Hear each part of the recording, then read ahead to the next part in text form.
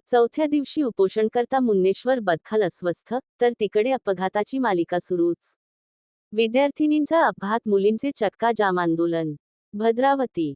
तेलवासा पिपरी मार्गाचे मजबूतीकरण करण्यात यावे या मागणीवर ठाम असलेल्या मुन्नेश्वर बदखल यांची आज चौथ्या दिवशी प्रकृती खालावली आहे.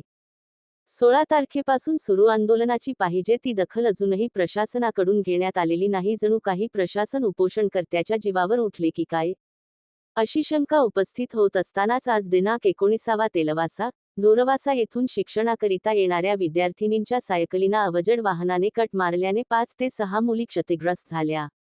यामुळे संतप्त तेलवासा सरपंच आकाश जुनघरे व पालकांनी घटनास्थळी धाव घेऊन अवजड वाहतूक रोखून धरली. या रस्त्यावर अपघात होणे ही नवलाईची बाब राहिली नसून दर दिवशी किरकोळ अपघात हे पाचवीलाच पुजले आहे.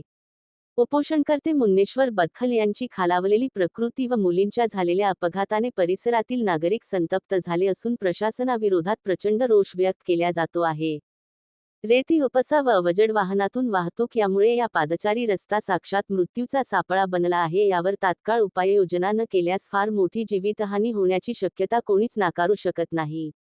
आज शिवसेनेचे मुकेश जीवतोडे, उपनगराध्यक्ष सुधीर सातपुते, शिंदे सेनेचे युवा नेते हर्षल शिंदे, शिवसेना उबाठाचे तालुका प्रमुख नंदू पढाल, सामाजिक कार्यकर्ते विठ्ठल बदखल, निपॉनचे प्रवीण सातपुते, ललित बदखल यांनी गंभीर दखल घेत उपोषणकर्त्याच्या जनहिताच्या मागणीवर प्रशासनाने तत्काळ तोडगा काढावा याकरिता आक्रमक पवित्रा घेतला आहे. व्रत लिहीपर्यंत अजूनही तोडगा निघालेला नाही.